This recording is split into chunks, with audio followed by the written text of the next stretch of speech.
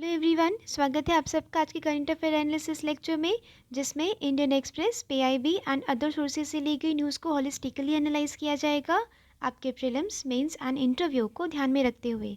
ये लेक्चर आपके UPSC and state PCS exams के लिए उपयोगी साबित होगा। लेक्चर से रिलेटेड वैल्यू एडिशन की पीडीएफ टेलीग्राम पर मिल जाएगी।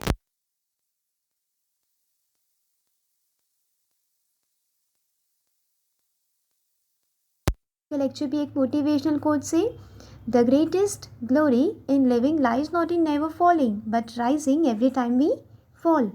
यानी कि ग्लोरी उसमें नहीं है कि आप कभी फॉल ही ना करें, कभी फेल ही ना हो, बट फेल होने के बाद आप कितनी जल्दी वापस उठ जाते हैं। अपने मिस्टेक्स को आप कैसे पहचान लेते हैं और उसे करेक्ट करने की कोशिश करते हैं, ग्लोरी इसमें है। ऐसे कहते हैं नेल्सन मंडेला। मैं महिमा मिश्रा प्रेजेंट करती हूँ आज का Indian express newspaper analysis. Index देखते हैं क्या पढ़ना है और क्यों पढ़ना है। पहला टॉपिक पढ़ेंगे मेलोडी।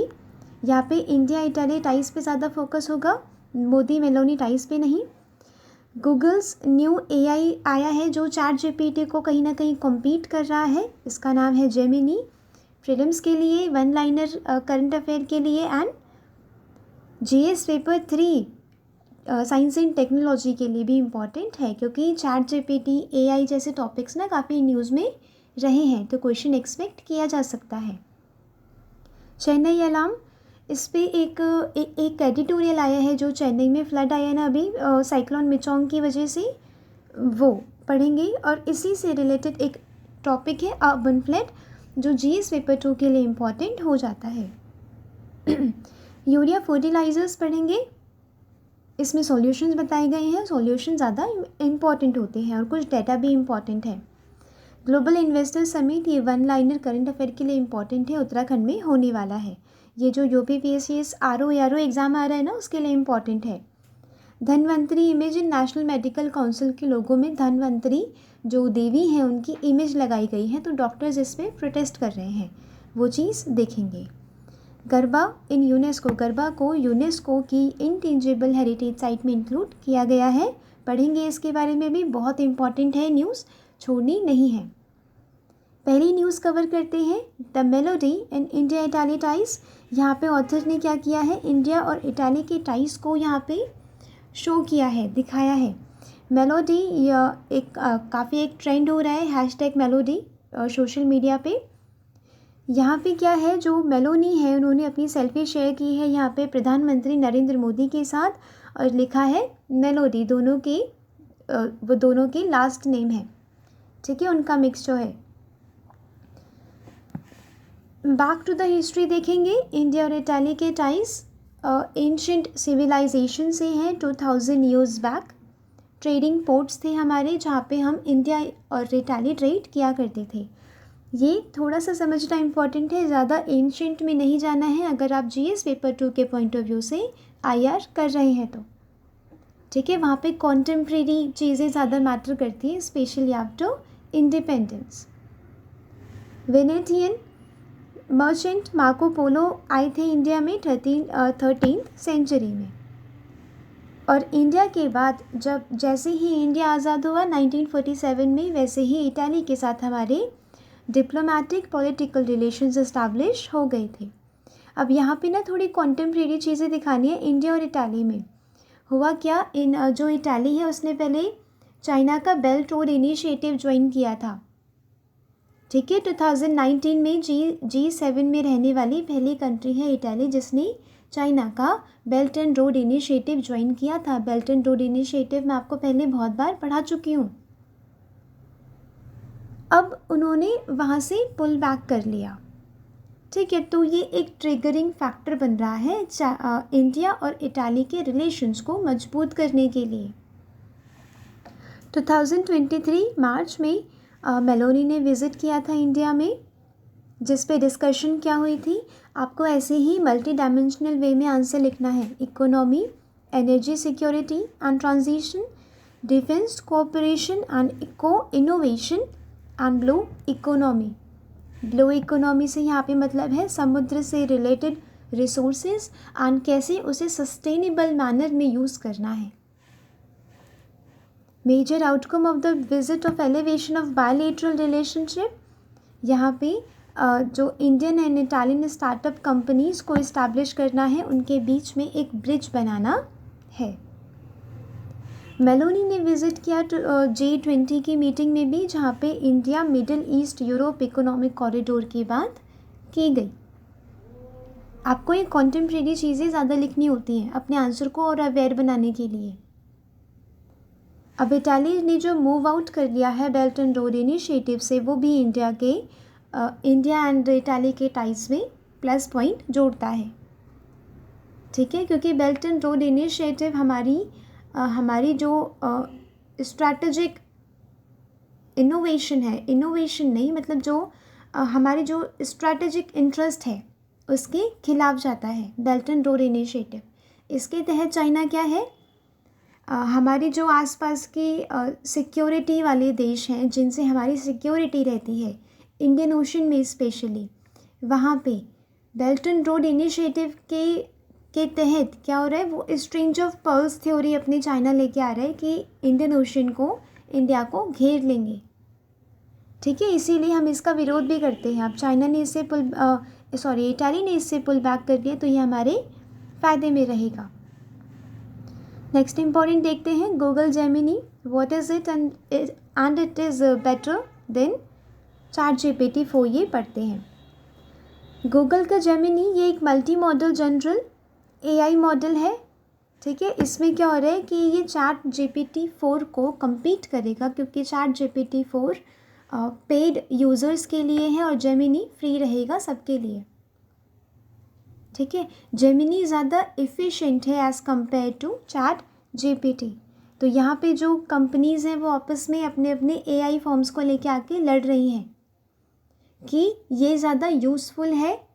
गूगल कह रहे हैं कि ये ज़्यादा एफिशिएंट एंड यूज़फुल है। इसमें काफ़ी सारे सब्जेक्ट्स को मल्टीटास्क किया जा सकता है, मल्टीटास्क लैंग्वेज अंडरस्टैंडिंग है इसमें फीचर, जिसमें maths, physics, history, law, medicine, ये सारे सब्जेक्ट्स, एथिक्स जैसे सब्जेक्ट्स भी उसमें फीड किए गए हैं, जिससे problem solving abilities and knowledge को इंक्रीज़ किया जा सकता है। AI का ये एक प्रकार का इवोल्यूशन है।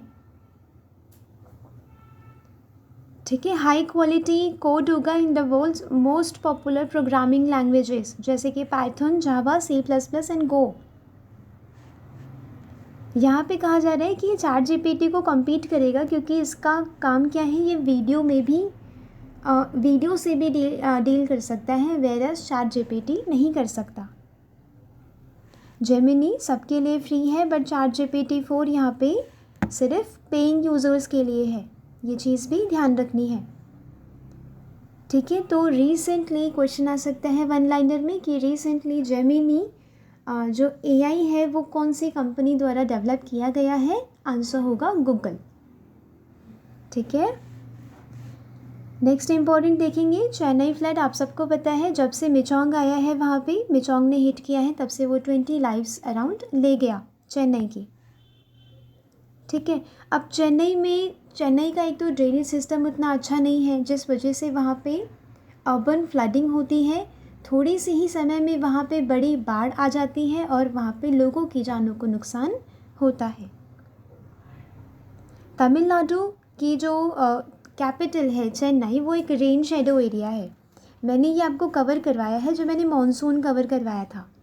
यहाँ से जा रही है साउथ वेस्ट मॉनसूनल विंड्स। ठीक है, दो ब्रांचेस में होती है, एक होती है अरेबियन सी, एक होती है बे ऑफ बंगाल ब्रांच सी। ठीक है, यहाँ पे जो तमिलनाडु है ना, ये रिट्रीटिंग मॉनसून की वजह से, रिट्रीटिंग मॉनसून मतलब अक्टूबर नवंबर का टाइम आ गया है, मॉनसून रिट्रीट हो रहा है, तब इसे बारिश मिलती है, वरना ये चेन्नई वाला रीजन सूखे में रहता है। ये वाली चीज़ें मैंने आपको कवर कराई हैं। मॉनसून को अच्छे से पढ़ना है, क्योंकि ये GS पेपर 1 एंड ज्योग्राफी का एक बहुत बड़ा पार्ट कॉन्स्टिट्यूट करता है। 2015 फ्लड में भी ऐसा ही हुआ था कि वहाँ पे बारिश भी हुई और फ्लड का पानी भी वहाँ पे रिलीज़ कर दिया गया था। ठीक है, तो यहाँ पे चेन्नई की प्रॉब्लम को ठीक करने के लिए एडवाइस दिया जा रहा है एक्सपर्ट्स के द्वारा कि वहाँ के ड्रेनेज सिस्टम को ठीक करना होगा। ठीक है, ड्रेनेज सिस्टम का ठीक ना होना अर्बन फ्लड की एक बहुत बड़ी प्रॉब्लम क्रिएट करता है। मुंबई, दिल्ली जैसे एरियाज़ में 1-2 घंटे की मूसलाधार बारिश भी वहाँ पे काफ़ी दिनों की बाढ़ लेके आ जाती है। अर्बन फ्लडिंग ये GS पेपर 2 के लिए इम्पॉर्टेंट है, नहीं छोड़ना है किसी भी हालत में। Inundation of land and property over a built environment, densely populated areas होते हैं जहाँ पे कुछ वाटर बॉडीज़ होती हैं, उनका एनक्रोचमेंट कर दिया जाता है। कंस्ट्रक्शन मटेरियल को फ्लो कर दिया जाता है कहाँ पे, ड्रेनेज सिस्टम में, नालियों में। तो पानी को अगर रिसने की अगर जगह नहीं मिलेगी, यानी कि जाने की जगह नहीं मिलेगी, तो क्या होगा, वो सारा सरफेस एरिया पे ही रह जाएगा और जान माल को नुकसान पहुंचाएगा। Rural flood, heavy rain over a flat over low-lying area. Urban flooding is not implied caused by just higher precipitation but also unplanned urbanization. यहाँ पे क्या है, रूरल फ्लड में क्या होता है, अगर ज़्यादा बारिश आ गई तो ही फ्लड जैसी समस्या वहाँ पे देखने को मिलती है। पर अर्बन फ्लड में क्या होता है, यहाँ पे लैक ऑफ प्लान्ड अर्बनाइजेशन की वजह से भी दिक्कत देखने को मिलती है।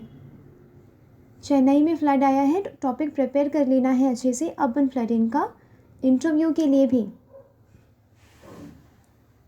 Increase the flood peaks from 1.8 to 8 times and flood volume 6 times increase हुआ है। ये डाटा इंपॉर्टेंट हो जाता है आपके इंट्रोडक्शन के लिए, आंसर के लिए। ऐसे ही आपको न्यूज़पेपर एनालिसिस से चीज़ों को एक्सट्रैक्ट करना होता है कि आप कौन सी इंट्रो में यूज़ करेंगे, कौन सी बॉडी में, और कौन सा कंक्लूजन के लिए सही रहेगा, कौन सा इंटरव्यू में बोलना सही रहेगा। ये इसे कहते हैं इंटीग्रेटेड प्रिपरेशन। अगर हाँ सिर्फ चेन्नई फ्लड को हटा के पढ़ के हटा दिया है ना, तो ऐसे पढ़ेंगे तो न्यूज़पेपर 15 मिनट्स में कंप्लीट हो जाएगा। बट आपको क्या करना है, डीपली इन डेप्थ एनालिसिस करना है। Encroachment on drainage channels due to increased land prices and less availability on land. ये वाला ऑफ लैंड मैंने ये आपको बताया अभी कि एनक्रोचमेंट हो जाता है, जो वाटर बॉडीज़ होती है ना उसके आसपास बस्तियाँ बस जाती हैं और जो कूड़ा वगैरह होता है वो सारा जाता है उन वाटर बॉडीज़ में। ठीक है, तो एनक्रोचमेंट भी होता है क्योंकि लैंड के प्राइजेस काफ़ी हाई होते जा रहे हैं और अवेलेबिलिटी भी उतनी नहीं है। लेक्स हो गई, वेटलैंड्स हो गया, रिवर बेड हो गए, इन सब का इंक्रोचमेंट जिसे कहते हैं अतिक्रमण, ठीक है, वो हो जाता है। But on the contrary there have been large scale encroachment without widening of natural drains, यानी कि नेचुरल जो ड्रेन्स है उसे वाइड किए बिना ही क्या हो जाता है, एनक्रोचमेंट हो जाता है। तो इससे क्या होती है, इसकी कैपेसिटी जो फ्लड वाटर को कैरी कर सकती थी, कंटेन कर सकती थी, अब उसकी कैपेसिटी घट गई और जो फ्लडिंग लेके आती है। क्लाइमेट चेंज की वजह से क्या हो रहा है, जो एरियाज़ जहाँ पे सूखा रहता था वहाँ पे अब शॉर्ट ड्यूरेशन रेनफॉल ज़्यादा देखने को मिलती है, resulting in highly localised rainfall. यहाँ पे थोड़े से ही समय में थोड़े से एरिया में ज़्यादा रेनफॉल हो जाती है, जिससे अर्बन फ्लडिंग की समस्या देखने को मिलती है। Unplanned and sudden release of water from dam 2015 का जो फ्लड आया था चेन्नई में, चेम्बराबक्कम, वहाँ पे भी ऐसा ही हुआ था।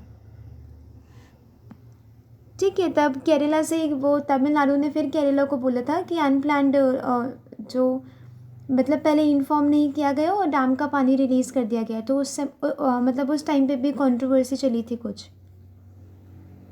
2023 जुलाई फ्लड इन दिल्ली, यानी कि 2 lakh cusec water discharge from Hathnikund barrage into the Yamuna.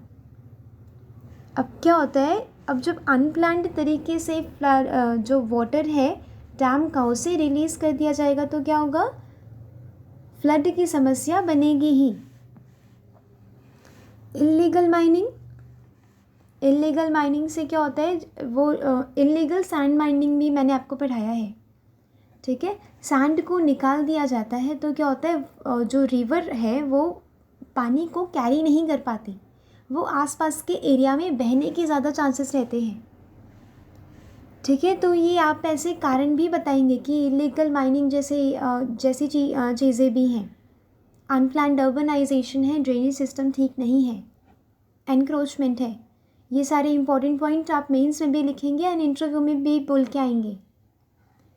It causes soil erosion and water retention capacity of water body को इफेक्ट करती है, जैसे कि जैसामंद लेक, जोधपुर, कावेरी रिवर तमिलनाडु में नुकसान पहुंचाती है। इम्प्लीकेशंस क्या है? Loss of life and property, 20 lifes loss हो गई हैं चेन्नई में। फिजिकल इंजरी, वाटरबोर्न डिजीज़ेस हो जाती हैं।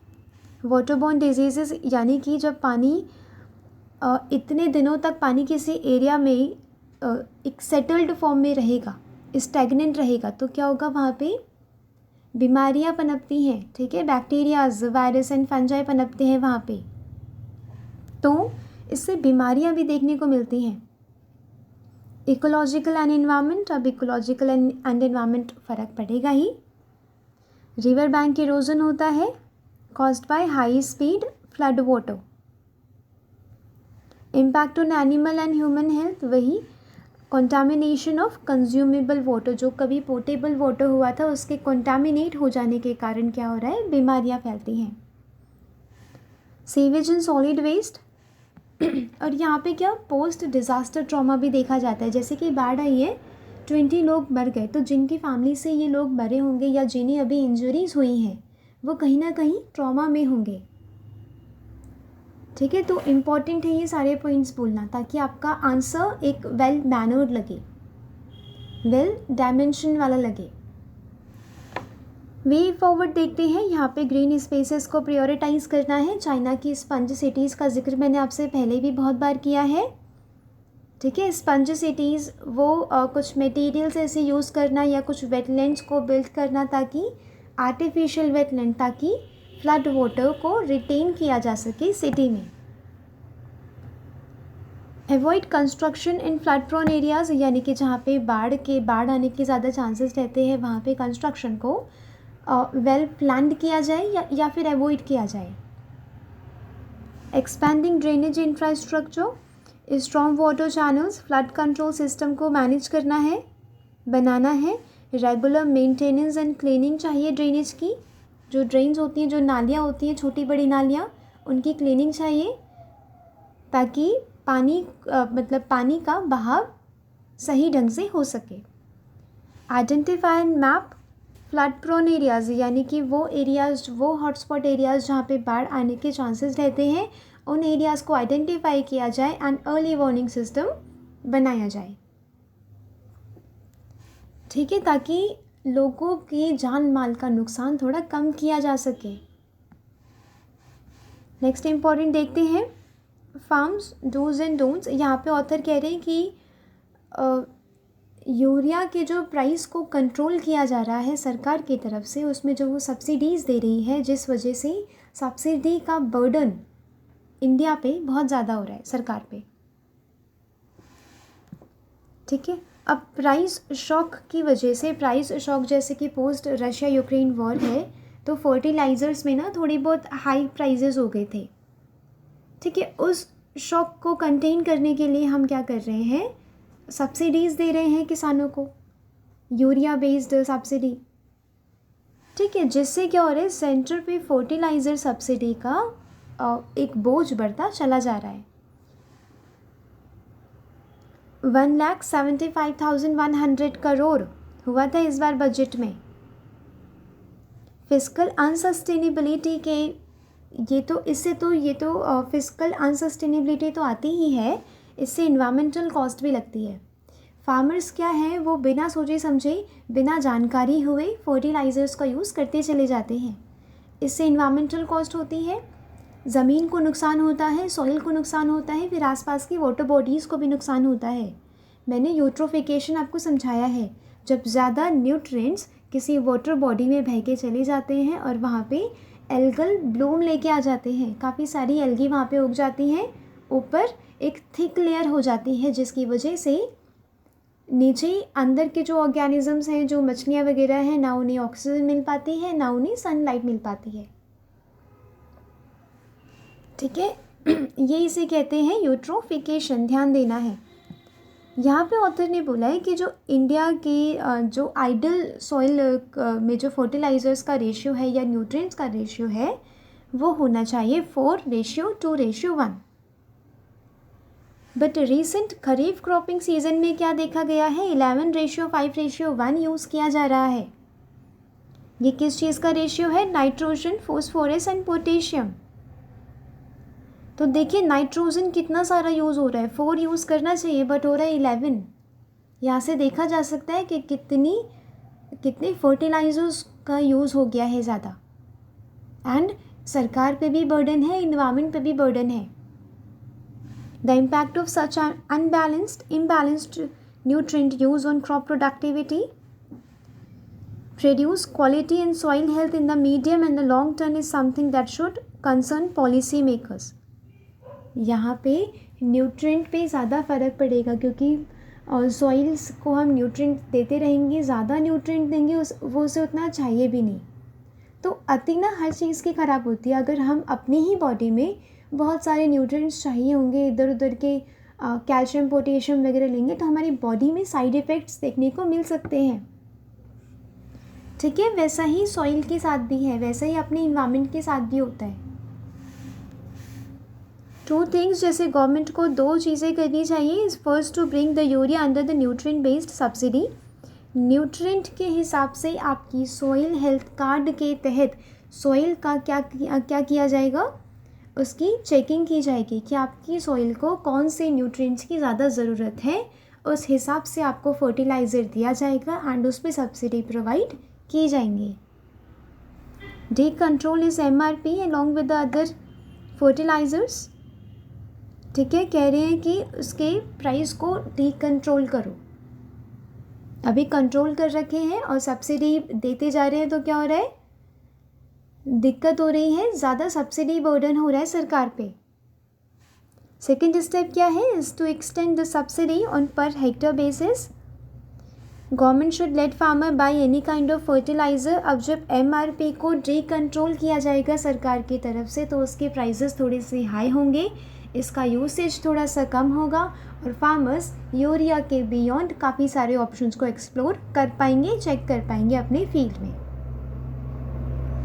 It will also force companies to come out with new value for many fertilizer product that are crop, soil and agro, climatic, region specific। अब जब क्या होगा, प्राइजेस हाई हो जाएंगे यूरिया के, किसान लोग कम लेंगे, तो अब कंपनीज क्या करेंगी, फर्टिलाइज़र कंपनी अलग ऑप्शंस को एक्सप्लोर करेंगे जो क्लाइमेट स्पेसिफिक, एरिया स्पेसिफिक होगा। ये चीज़ें ध्यान रखनी है, बहुत इम्पॉर्टेंट कीवर्ड है ये आपके GS पेपर 3 एग्रीकल्चर के लिए। नेक्स्ट इम्पॉर्टेंट देखते हैं, PM to inaugurate Uttarakhand global investor summit today. यहाँ पे उत्तराखंड के FRI में यानी कि फॉरेस्ट रिसर्च इंस्टीट्यूट देहरादून में ग्लोबल इन्वेस्टर समिट होने वाला है। इसके थीम क्या है, पीस टू प्रोस्पेरिटी, जहाँ पे 1000 से ज़्यादा इन्वेस्टर्स एंड डेलीगेट्स पार्टिसिपेट करेंगे। ये इम्पॉर्टेंट हो जाता है आपके UPPCS RO के लिए। ठीक है, कि अभी कौन से एरिया में ग्लोबल इन्वेस्टर समिट हुई है, जिसमें प्रधानमंत्री नरेंद्र मोदी ने भी पार्टिसिपेट किया है। ठीक है, अभी पार्टिसिपेट करेंगे। PM Modi is scheduled to launch worth 44,000 crore during global investors committee के इनॉग्रेल सेशन में PM मोदी लॉन्च करेंगे प्रोजेक्ट्स को। ठीक है, तो इम्पॉर्टेंट हो जाता है आपके UPPCS RO के लिए या 1 लाइनर करंट अफेयर के लिए।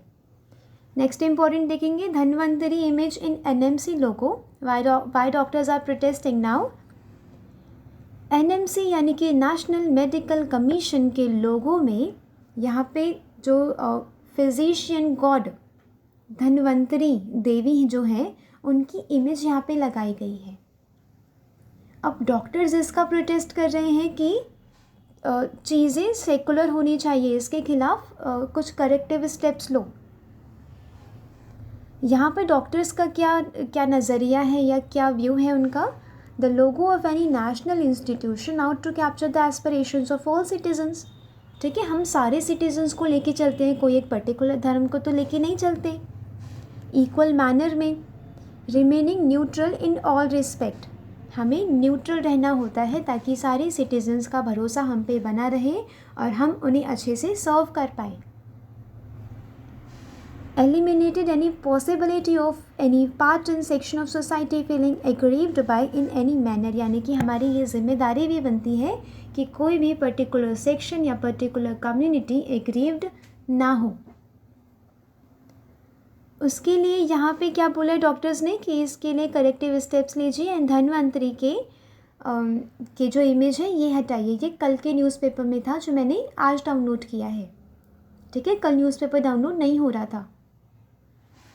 फिर धन्वंतरी इन्हें गॉड ऑफ, इन्हें देवी माना जाता है आयुर्वेदा की एंड मेडिसिन की। ऑफिशियल्स फ्रॉम एनएमसी ने क्या बोला है कि अप्रोप्रिएट लोगो है मेडिकल बॉडी के लिए। एक ऑफिशियल ने कहा है if the logo for doctors can be caduceus the staff surrounded by 2 serpents, तो देवी क्यों नहीं हो सकती, हम अपनी माइथोलॉजी से सिंबल यूज़ क्यों नहीं कर सकते। ऐसे ऑफिशियल्स यहाँ पे आर्ग्यूमेंट दे रहे हैं। देखते हैं आगे क्या होता है, ये सिंबल हटता है कि नहीं हटता है। नेक्स्ट इंपॉर्टेंट देखेंगे, Garba gets UNESCO tag of intangible cultural heritage.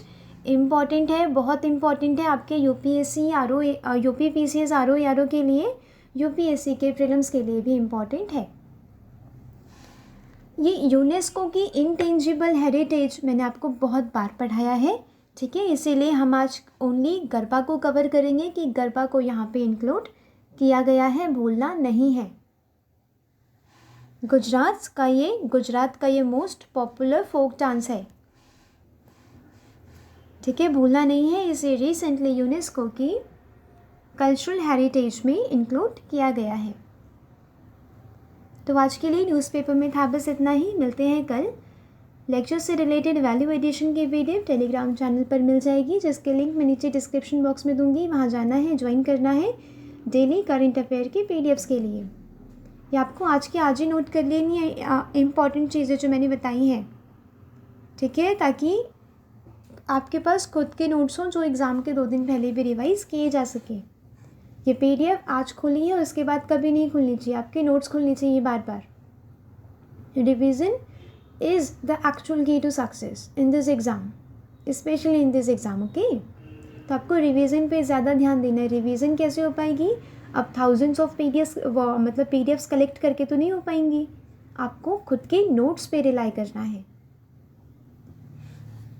ठीक है, तो मिलते हैं कल। Thanks for watching, thank you so much.